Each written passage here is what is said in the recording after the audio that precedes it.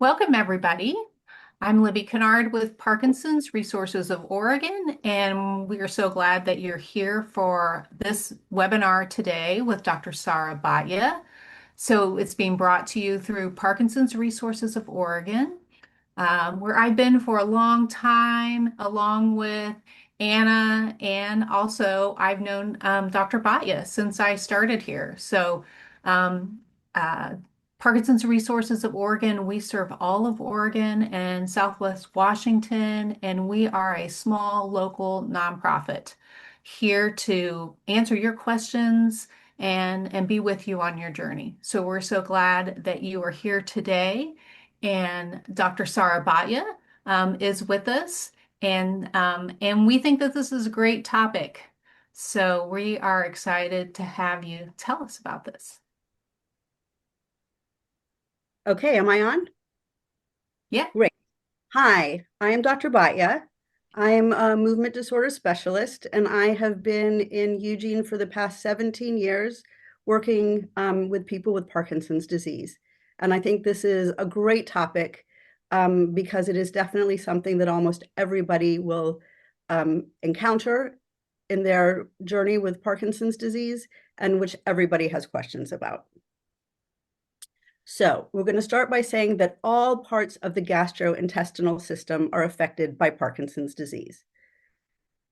And I said the gastrointestinal system, but I'm actually going to talk about the digestive system. The gastrointestinal system includes the liver and the pancreas and the gallbladder, but we're just going to talk about the mouth, the throat, the esophagus. I'm going to skip the stomach. I'm going to do the small intestine and the large intestine. So everywhere from your tongue to your bum. But first, I have to throw in a little hard science because how does Parkinson's disease cause problems in the digestive tract? So Parkinson's disease is caused by an abnormal alpha-synuclein spreading through the brain and damaging those cells. And what does that mean? Alpha-synuclein is a normal cell protein. So a protein is just a long piece of uh, amino acids that are all linked together, and they take a particular shape. And when they take a particular shape, they do a particular job. So in the case of alpha-synuclein, does a lot of different jobs in the cell, but one of the things that we think about the most is that it helps bring things to the cell membrane. So it will bring dopamine that's been made in the cell to the cell membrane so that it can get out into the brain. But alpha-synuclein becomes abnormal and it forms something called Lewy bodies, which then damages the cells. And people have probably heard about Lewy body dementia, but Parkinson's disease is also caused by the buildup of Lewy bodies. So the alpha-synuclein, it takes, instead of being in its nice normal shape, it goes into a weird abnormal shape. And then when it runs into other alpha-synuclein, it forces it into an abnormal shape too. And then all of that builds up and you get more and more and more of it, and it clumps together and it forms a Lewy body. And this is a picture of a Lewy body in the brain. It's been stained to look purple, but that is a brain cell. Alpha-synuclein spreads from cell to cell. And I know this is kind of a complex picture, but it's just showing that the alpha-synuclein that's made in one cell can transmit it to another cell. So the damage goes from cell to cell, and that's how Parkinson's spreads in the brain. Parkinson's, we think, starts in one part of the brain and then works its way up through the rest of the brain. And that is a long, slow, many-year process. This part of the brain is where the autonomic nervous system is located, and we'll talk about that. The intestine also has so many nerve cells in it that it's actually considered a second brain. It has many dopamine producing cells in it. And the Lewy bodies also form in the cells of the intestine, in the nerves of the intestine. So this again is a little bit of a complex picture, but it's showing staining of different parts of the intestinal tract, not the tract, but the layers of the intestine. And we can see that there's a lot of neurons in there that also are stained with the alpha-synuclein and have that built up in the cells. So here, as I said, the autonomic nervous system. There's two parts, but we're just going to focus on the parasympathetic nervous system. And we're going to specifically focus on how it controls the stomach and the small intestine, the large intestine. And when the autonomic nervous system is damaged, it can no longer exert proper control. And it slows down the entire gastric system, and it all becomes slow moving and uncoordinated. And we call that gastroparesis. And all parts of the gastric system, digestive system, can become slow. So although it's called gastric paresis, like the stomach, everywhere from the throat down to the bottom of the anus can become slow and not move well. And just an interesting note is that Lewy bodies most likely travel, most likely travel between the brain and the digestive system. And it does it via the vagus nerve. And in fact, we think that there may be two different kinds of Parkinson's disease. One, which starts in the gut and spreads via the vagus nervous system up into the brain, and we call that body first Parkinson's. And a second kind of Parkinson's that starts in the brain and then travels down into the gut. And we call that the brain first Parkinson's. And it is interesting because we think that one of them may be more likely to develop dementia than the other. I'm not going to go into it in too much detail because it's just a hypothesis, and I think that it's just interesting in the circumstance. So we're going to start with, although the mouth is the first, we're going to start with the large intestine at the end, because constipation is by far the most problematic of all of the digestive system issues. So what is constipation? There is an official definition, and it is if you have one or many of these symptoms. So specifically hard stools, fewer than 3 spontaneous bowel movements, having to strain when you have a bowel movement, not being able to fully empty the rectum, needing to even use your hand or something to help get the stool out, or having obstruction where you can't get it out. Those are the components that make up constipation. And then it's important to differentiate what is a hard stool. So this is the Bristol stool chart. It's used everywhere around the world. And constipation is when the stool appears to be hard little lumps, kind of like you think about rabbit pellets, or those lumps are kind of stuck together in a sausage shape, but they're still hard and lumpy. And those two kinds of stool are what we consider hard stool and constipation. So there are different kinds of constipation. So the one that is most common in Parkinson's disease is slow transit constipation. And that's when you have gastroparesis, when the gut just doesn't move. And when all of the digestive tract is not moving and food just hangs up. Another kind of constipation that people can have in Parkinson's disease is dysgenic defecation, or that is when the pelvic floor isn't working well and it is hard to move the stool out. So it's just building up behind. And we'll touch on both of those kinds as we talk. So what causes constipation?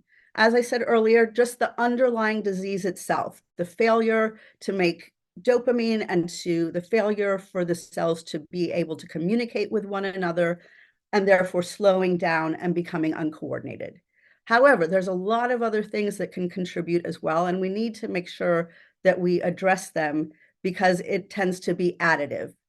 The more of these you have, the more likely you are to have constipation, and it may be hard to treat. So things like diabetes, low thyroid, not enough fiber in your diet, not enough water, lack of exercise, as I said, pelvic floor weakness. And then there's a lot of medications that people take that contribute as well. So when you're working with your doctor, the first thing that you're going to hear is that you need water. Almost every single thing I talk about today is dependent on water to work, no matter what kind of treatment. So I hear a lot, but I don't like water, or they won't drink water. How do I get them to drink water? Or I urinate so much. How can I possibly drink more water? And those are all real considerations and concerns. Okay, so you need water. Water is the best fluid, but any other kind of fluid pretty much is okay. Coffee, tea, juice, soup, whatever. You also can eat foods that are really high in water content, like grapes or melons. I get on my feed and my social media an ad for a very juicy kind of candy that you can give people that's mostly water. Jello, all of those things count as fluid. Lollipops, not lollipops, but I mean popsicles. Um, you just need enough water that your urine is light. That's how you know that you have enough. If when you pee, your urine is a light color, then that's enough. Now, sometimes people take medicines that makes their urine dark, and you can't possibly know if your urine is light enough. And in that case, you think about maybe 4 to 8 cups of fluid. So I get asked a lot about specific kinds of fluids, like what about things that have caffeine? Well, we say sometimes that it causes constipation, but that's only if you drink really a lot of caffeine because it is dehydrating and it also makes you pee. But it really is a stimulant. And so for some people, when they drink the right amount of coffee, it will actually help them have a bowel movement. So caffeine really is probably okay. Sugary drinks. The main concern with sugar is that it is empty calories and that you don't get fiber with it. But if it's going to encourage you to drink fluid, it is okay to drink some sugar. You just need to have additional water in it on top of that, um, maybe not have it as concentrated. And you need to make sure you're eating fiber as well and getting that in other uh, forms. Alcohol, unfortunately, definitely makes constipation worse. It slows the intestine down further, it worsens gastroparesis, and it causes dehydration. So everything in moderation, but if you have really bad constipation, that might be something to skip. Okay, so now how do we treat constipation? I forgot to put it in a slide saying, talk to your doctor. That's a really good way to start. Talk about what medicines you're on and what you can get rid of maybe, or what you can replace things with. So that's where I would start. Once you've done that, then we look at lifestyle changes. And the number one after water is going to be increasing fiber in your diet. The best way to get fiber is through food. And you don't need to memorize these foods. This is an easy thing to find online or to ask your doctor for, but definitely increasing the fiber content of your food. And that is because fiber helps store the water in your stool. Fiber is no good without water. It will make the stool harder. Speaking of water,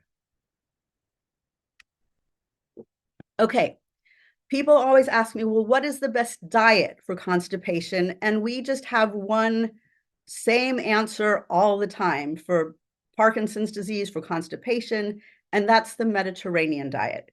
So that is a diet that's mainly based on fruits and vegetables and whole grains, that has mainly vegetable sources of fat, in which animal protein is mainly in the form of fish, and you have minimal dairy, and the dairy you have is low fat, and you have minimal amounts of red meat and processed foods. Okay, this is just a necessary slide for every talk on Parkinson's disease. When we talk about lifestyle and constipation, exercise plays a huge role. So why? How does it work? So exercise, not just for itself, but it actually has some functions that help the muscles move better. It stimulates muscle contraction. So not only the muscles of your limbs, but also the muscles of your abdominal wall, which in turn will contract the muscles of your intestines. It helps actually reduce the time that the stool spends in the intestine, which means that the intestine can't absorb as much water and it moves faster through. And that's because you produce certain kinds of hormones while you exercise. It relieves stress. It's good for the brain, and stress often will worsen constipation. We know that actively treating anxiety and depression will help treat constipation. It helps strengthen your core muscles, and it helps relax your pelvis. And like I said, we'll talk about the pelvis more. And what is the best exercise to do? Of course, any exercise that you will do, but aerobic exercise in particular is useful. Yoga, there are many very good poses that specifically work on the abdominal muscles, and then pelvic floor muscles exercises called Kegels. And there are physical therapists who actually work on pelvic floor strengthening, and that is something that can be quite helpful. Okay, and then one of my favorite things to recommend to people is the squatty potty. This is a little stool that you put by your toilet, and it changes the angle at which you sit. And so instead of the puborectalis muscle, which is this muscle right here, which normally keeps the anus closed so the stool can't get out, it helps change the angle and it relaxes that muscle so that it's much easier to pass a stool. It also allows gravity to kind of help pull the stool out. And okay, the last lifestyle thing I'm going to talk about are probiotics. And that's a huge conversation. Should you or shouldn't you do probiotics? There's lots of sort of media about this, but quite honestly, the research just isn't there.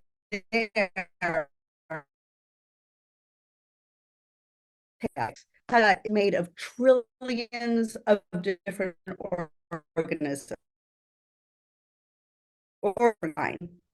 I'm being told my internet connection is unstable. Are you hearing me okay? Okay. So there are trillions of not different, but of organs, and they come in.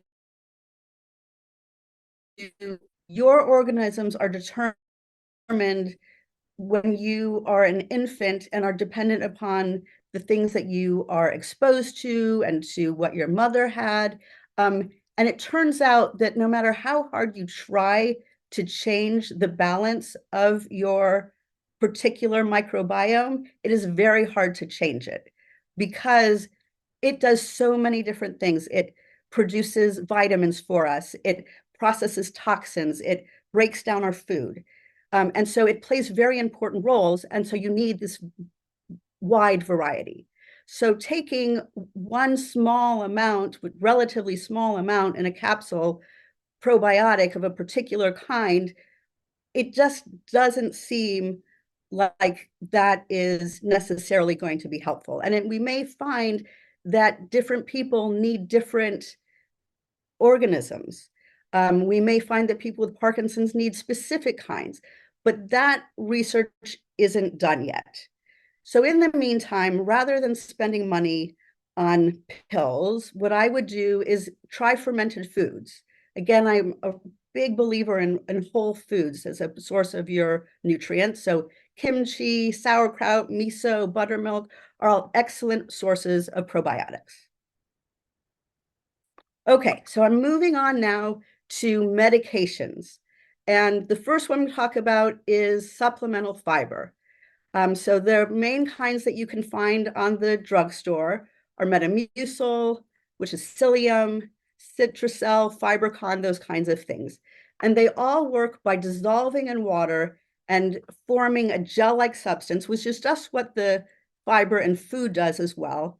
And it holds water in the stool. It not only keeps water in, but it makes the stool heavier so that the intestine feels it better and it moves it faster. Um, okay, so how to add fiber to your diet. This is true of food as well. You don't want to add it too quickly because it will cause you gas, cramping, nausea potentially, but that will go away once you've been on it for a few weeks. But adding it in slowly is a good idea. I'm going to say this for every single thing I talk about, but fiber needs water to work. You must drink water with your fiber. Not enough water will worsen constipation. Oh, I just got a question on the probiotics, and they said, what about Greek yogurt? Yogurt is fantastic. Yes, yogurt. Um, okay, so not enough water with fiber can make your stool very hard and harder to pass. I also recommend using a powder form rather than a gummy or a capsule because it forces you to mix it into water and you will automatically get the water with it. Whereas if you chew the gummy or pop the capsule with a single sip of water, you could actually be doing yourself some harm, not harm, but making things worse. Okay, next. The next thing, and these are not necessarily in order of what you should try. Different people should try different things. And again, talking to your doctor about what is the best thing to start with is a good idea. But all of these things are things that you can readily get over the counter. So Docusate is a stool softener. And I tried to look for other stool softeners because I always recommend Docusate. And I thought there must be something else. I could not find anything else. Docusate seems to be the only stool softener. And what it does is it attaches to the surface of the stool and it makes a layer of water and fat. And what it does is it allows other water and fat to get into the stool and bulk it up. And it makes it just easier for water and fat to get into the stool. So again, it's bigger, it's heavier, and it is softer. Docusate usually comes as about 100 milligrams. You can take up to 4 tablets a day, and it's okay to take it every day. Side effects are rare, but as with pretty much all the medications I'm going to talk about, the side effects can be nausea, cramping, diarrhea, bloating, just signs that the stool is, that your gut is being kind of overactive. Okay, next is osmotic laxatives. And often this is one of the main things and the first thing that we recommend.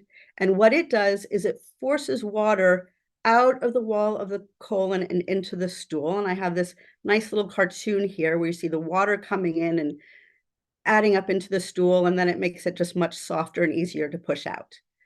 Again, you must take it with water.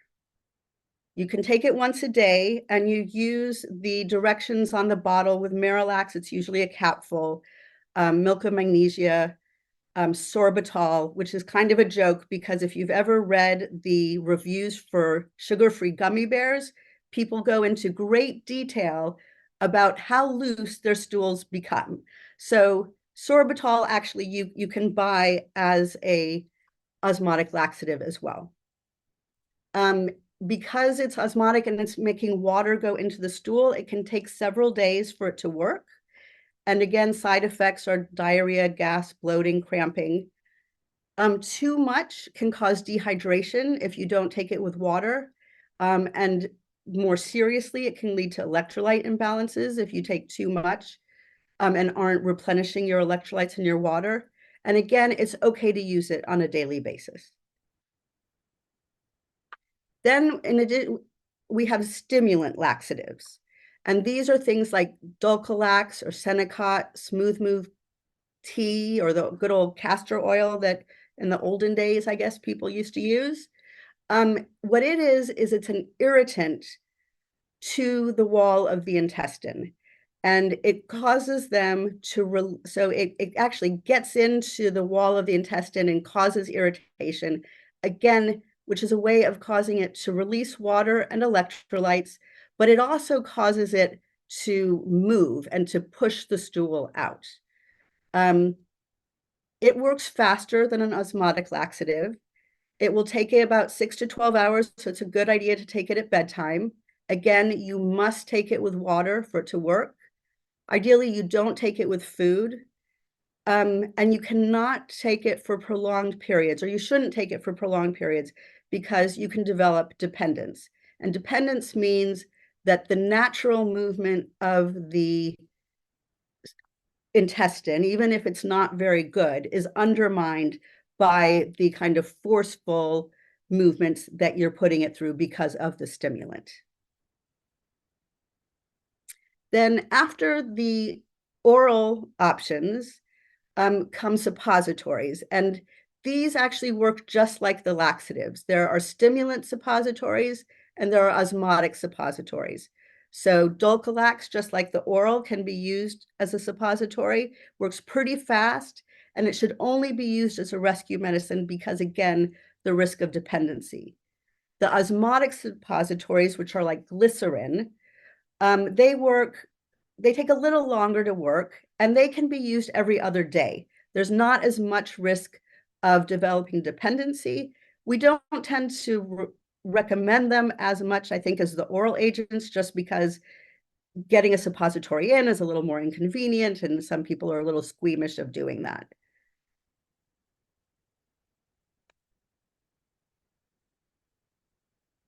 Okay, so other.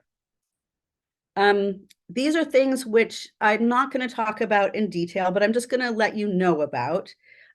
So prescription medications come in two forms: prokinetic, which are ones that make the stool move. I mean, the intestine move, like the stimulant laxatives.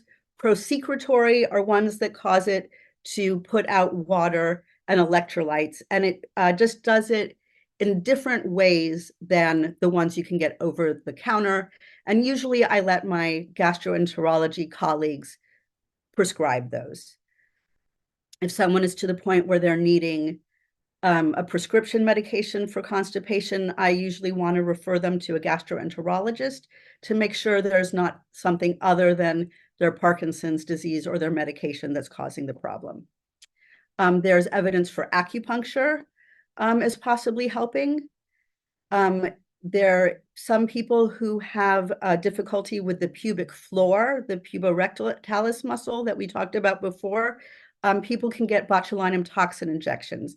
And again, this is something that only a gastroenterologist does, and it runs the risk of causing incontinence, and so I don't think it's very readily used. And then finally, one that people find, I think, always very interesting is the idea of a fecal microbiota transplant. And what that is when you kind of kill off your own microbiota, and you replace it with somebody else's, which is just kind of as unappealing as it sounds. You consume stool, basically, and you try to replace your own organisms. And that's all I'm going to say about that. It is still very definitely under investigation for Parkinson's disease. It gets used when people have other forms of very severe diarrhea sometimes. And we'll leave it at that. Okay, so how often should you take your medication for constipation? I touched on that a little bit. I think this is just reiterating that it's okay to use Miralax every day. It's okay to use stool softeners and supplemental fiber every day, but you should avoid the prolonged use of the stimulant laxatives. Okay, So I'm going to look quickly just to see if there are any questions about so someone says, what about Senecot as a stool softener? So Senecot is Senna. It's one of the ones that I listed, and it is a stimulant laxative. It's a little milder than Dulcolax, but it is something that you probably want to be used not on an everyday basis. And I think I will leave the rest of the questions until the end, and I'll let Libby ask them a little later. Oh, no, here's one more. Can you put Miralax in coffee? Yes, definitely. You can put it in any fluid that you want. And it's tasteless and colorless, and you can't even tell that it's there. Okay, so then now we're going to go back up to the top of the digestive system and start with the mouth. Oops, hold on one second. There we go. So drooling. I'm going to just touch on like one or two issues with each part of the body because we could otherwise talk all day. Drooling, about 80% of people may ultimately develop drooling who have Parkinson's disease. And the reason for the drooling is not because of excessive saliva, like you would think, but it's actually because of factors, again, of that slowed and delayed movement. People don't swallow as well. Their swallowing is slowed down. Their posture is stooped forward. Their mouth is held open, again, because the face is stiff and slow. And all of those contribute to just leaning forward and not swallowing and the saliva coming out. But actually, people probably produce less saliva, not more. So it's important to not think of it as over salivation and just drooling. Okay, so how do we treat drooling? Again, there's lots of different levels to it. So lifestyle choices are to just keep a bottle of water with you and take a sip pretty frequently. And that promotes swallowing and it will help get the saliva out. Sorry. Okay, another way is to chew gum because that just automatically promotes you to swallow or to suck on hard candies or lollipops, ideally sugarless, maybe with a little xylitol, which is good for your teeth. And again, that just promotes swallowing. Although it is hard to chew gum all day long if you have a serious swallowing problem. In that case, there are medication options. I actually prefer botulinum toxin injections over the others because it's a very focused treatment. It's where you take a toxin that's like Botox, but I prefer to use MyoBlock, which is just a different brand like Pepsi versus Coke. And you inject it into the salivary glands. That makes it make less saliva. So although I said that drooling is not a result of excessive saliva, you can reduce the drooling by drying the mouth out. The MyoBlock injections last for different people, different amounts of time, anywhere from 6 to 12 weeks usually. And it doesn't have any systemic side effects other than and it just has some local pain when you get the injections, and then you're done with the side effects pretty much. Sometimes it can cause over drying of the mouth. And in that case, the teeth can be at risk because you really need your saliva to keep bacteria from growing on your teeth. Another option for overly for the drooling is atropine drops. These are actually made for your eyes, but they work to cause your salivary glands not to produce saliva. You put a couple drops under the tongue using a little dropper, and it lasts a few hours. It can also cause dry mouth, and in too high of a dose, it can lead to hallucinations. But usually in this dose with just 1 or 2 drops under the tongue, it doesn't usually cause that. In very high doses, it can also cause heart arrhythmias, but again, it doesn't usually become more systemic. Okay, and then the last one that I'll talk about is glycopyrrolate, which is an oral medication, and you take it several times a day, and it just causes the mouth to dry up. And it, unfortunately, when it causes the mouth to dry up, it also causes everything else to dry up. So you don't make as much tears, you have a dry mouth, you have dry eyes, you have constipation, you develop urinary retention, you don't sweat as much, you get confused and you get drowsy. So a lot of side effects that many people don't actually tolerate very well. Which is why I kind of prefer the botulinum toxins over the other options. Okay, moving on down the gastric tract, we're going to move into the throat and the esophagus. And this is where we talk about trouble with swallowing, which is called dysphagia. So there are two kinds of dysphagia. One is the dysphagia that's called oropharyngeal dysphagia, or it's up in this upper part of the throat. And that's where your muscles that you control yourself come in. And oh, let me go back for a moment. You can see how complicated this area is. There's a tongue, there's muscles, all of this, there's lips, there's the cheeks. All of this needs to coordinate together in order to get food down correctly into the esophagus. And if any of that is slow or not coordinating or not working well, then you run into problems. So it can lead to choking, it can lead to inhaling food. And if people are really, fearful of swallowing, it can lead to malnourishment. The way that we evaluate this kind of dysphagia is with a modified barium swallow. And that's when they put you in front of an x-ray machine and have you swallow foods with barium, and then they look and see how you're swallowing. So in this picture here, these are just like, one is dark, one is white, but they're just sort of x-ray opposites of each other. But in this image right here, you can see the barium going correctly down into the esophagus. And this one over here, you can see some of it sneaking out and getting into the trachea and going down to where the vocal cords are. Now, treatment is with optimizing Parkinson's medication, because increasing dopaminergic medications can help the gut and all of the parts of the digestive tract move better. Speech therapists can work on strengthening those muscles and practicing using them, and then changing the texture of your diet. So sometimes people can't tolerate eating solid foods and have to move on to softer foods to help the tongue and everything coordinate to get them down. The other kind of dysphagia is called esophageal dysphagia.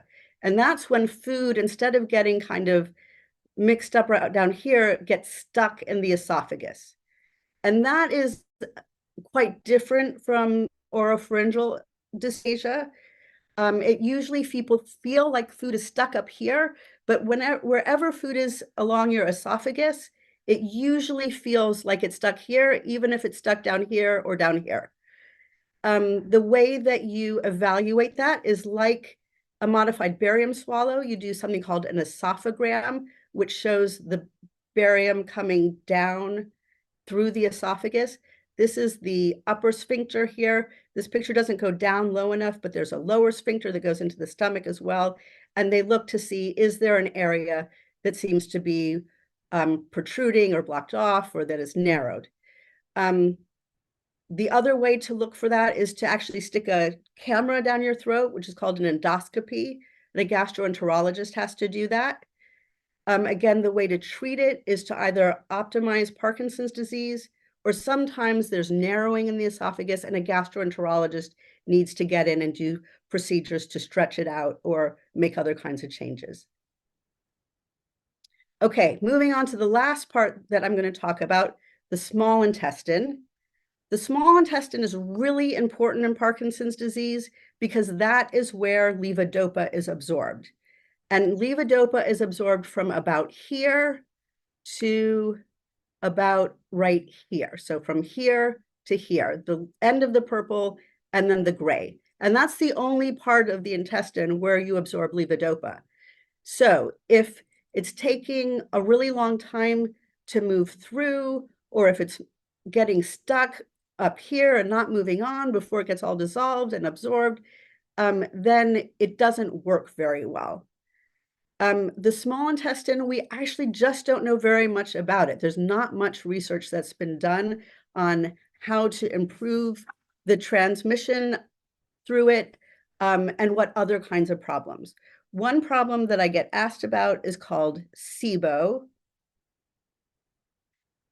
and that stands for small intestinal bacterial overgrowth. And this is hard to diagnose because the symptoms are just similar to gastric symptoms of constipation or of heartburn, the same kinds of things: nausea, bloating, abdominal pain, feeling full after eating, diarrhea, weight loss. All of those things are pretty non-specific. But if no other cause can be found and it's not treatable, it's worth looking for small intestinal bacterial overgrowth. It is when too much bacteria of the wrong kind grows in the small intestine. And then that just prevents absorption of food. And it is very irritating to the small intestine.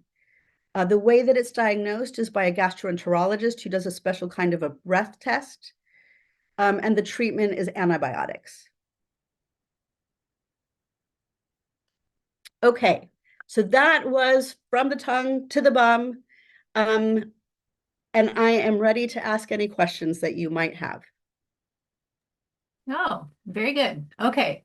I think that you got a lot of them, but there was one. So I think you answered this. You said, can meds be taken long term like Miralax without harming my body? So Miralax is okay to take.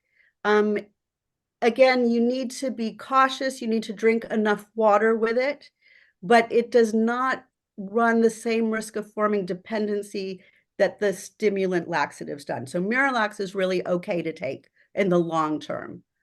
Okay. And And then part of, oh, sorry, let me just, sorry about that. Part of it is that people with Parkinson's disease, you have this underlying disease cause of your constipation that is unfortunately not going to go away. So there may be people with other disease processes or who have constipation for medication reasons or temporary reasons who will take medications on the short term, but someone with Parkinson's, we kind of assume that you may need it for the long term. yeah, I think it's pretty typical for people to feel like once they've treated a bout of constipation that then they can stop taking those medications, right? Right. I think often people do, and then the constipation comes back. And so finding the right balance for you of maybe you need Marilax every 3 or 4 days. Mhm. Maybe you need half a tablet, half a capsule, cap, every day. Finding the right pattern for you is important, and then usually kind of sticking with that pattern will be helpful. Okay. Someone asked whether stool softeners interact with other medications. So stool softeners, docusate. Um, it's a good question. I don't know the answer completely, but I do not think it does, because I've never cautioned anyone about any interactions, and I think that's because there aren't any. But actually, without looking it up, I don't know it for certain. Okay. Does IBS impact these processes? Uh, so I actually don't know anything about IBS. I am certain that it does, um, but that is beyond my scope of understanding. Okay. Someone commented, I've been drinking a can of Olipop, the prebiotic soda, per day, one can, and it's really dramatically helped my constipation. I now have uncomplicated movements every 2 to 3 days, but is it bad for me? No, it is not bad for you. And if it works for you, that's fantastic. I just wouldn't expect it to necessarily work. So if you're taking a probiotic or a prebiotic and it's not working, it's not because you're doing anything wrong with it. It's just that everybody is different and we don't know exactly what you need. But if you've found something that works for you, I am never going to be the person to tell you not to do it. Okay. All right. Here's one. I had gastric bypass surgery 20 plus years ago. Would this have an influence on the absorption of carbidopa levodopa? Um, it will move through your into your small intestine more quickly than it would. And it may not dissolve as thoroughly because it's dependent, some forms of it are dependent on the stomach acid dissolving it into a form where you can then absorb it in the intestine. So yes, it might impact that. Okay. I'm going to skip over Aaron until the end and go to the next one. Says, what about flaxseed pudding, applesauce, and prune juice? Taking it warmed makes it better. I was going to ask you too if you had a special Oh, prune recipe. I completely forgot to put that in. Yes, my recipe is called Power Pudding, and I should have put the recipe down. It is a combination of 1 cup of apple sauce, 1 cup of prune juice, 1 cup of ground flaxseed or oat bran or any other kind of fiber. You mix it all together, you put it in a jar, you put it in the fridge. You every day you take it out, you eat 1 or 2 tablespoons. You can warm it up, you can put it on toast, you can eat it straight. I've had people put it in little um, ice cube trays and put it in the freezer so they have a measured out amount that they use every day. And for some people, that works great. It's a way of adding dietary fiber in kind of a very condensed form. But you must drink water with it too. Okay, thanks. I'm glad we got to that. Um, does using laser light therapy help? I don't know the answer to that. Okay. How long without a bowel movement before we seek medical help, having tried all the remedies that were mentioned? If you're going more than 5 or 7 days, I would seek attention at that point. Um, one of the things that can happen if you don't have bowel movements is that the bowel can get so full that you can um, uh, burst your intestine, basically. And then that leads to infection in your abdominal cavity, and it can be life threatening. So 7 days isn't long enough to get to that point, but if you're going 7 days without a bowel movement, you want to address it because you don't want to get to that point. Mhm. Okay. All right. Someone said, I'm seeing a GI doc soon. How informed are they usually regarding Parkinson's related issues? Um, it just depends on the person. Um, the thing that a GI doctor is important for is to address other things other than the Parkinson's disease, to make sure there's not other things going on. Because there are many reasons why you might have constipation, including disorders of the colon. And they are going to be if you have failed and tried all of these things and aren't having success, it's important to rule those other things out. So even if they don't know a lot about Parkinson's, they will know a lot about your intestine. Okay. Because someone asked how much flaxseed was in the power pudding and you didn't include it in your slides, I'm wondering whether or not when we have the recording, if we can and we send it out to everyone who registered for the people who missed it, or if you want to watch again, if we could include in text of that email your recipe. Sure, absolutely. Okay, great. And then someone asked whether or not they could get a PDF of the slides. Is that okay with you? Absolutely, yes. I did Okay. I did steal many of the pictures from the internet, so but no one's making any money off of it, so I think it's absolutely fine to give it away. Okay. Okay. All right. Then I'll move on down. What were the symptoms of gastroparesis? So I didn't talk about the stomach. I kind of skipped it. So gastroparesis refers to the slow movement of the entire system. So it's all of the things that we're talking about: drooling and constipation and trouble swallowing and stomach pain, and bloating and nausea. Those are all symptoms of gastroparesis. Mhm. Okay.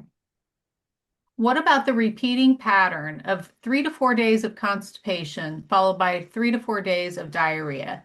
Could an anti-diarrhea over-the-counter medication be appropriate?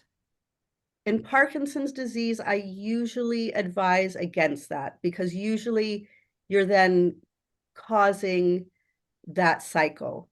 That is, it could be IBS, and so it's worth investigating. If you're using an anti-constipation medication, maybe you're using too much and that's leading to diarrhea. Maybe you need to back off a little bit, and spread it out or use a little less. Okay. Um, the only questions I'm noting that I'd sent you in advance that I'm not sure because I was also checking attendance. Did you answer what meds cross the blood-brain barrier?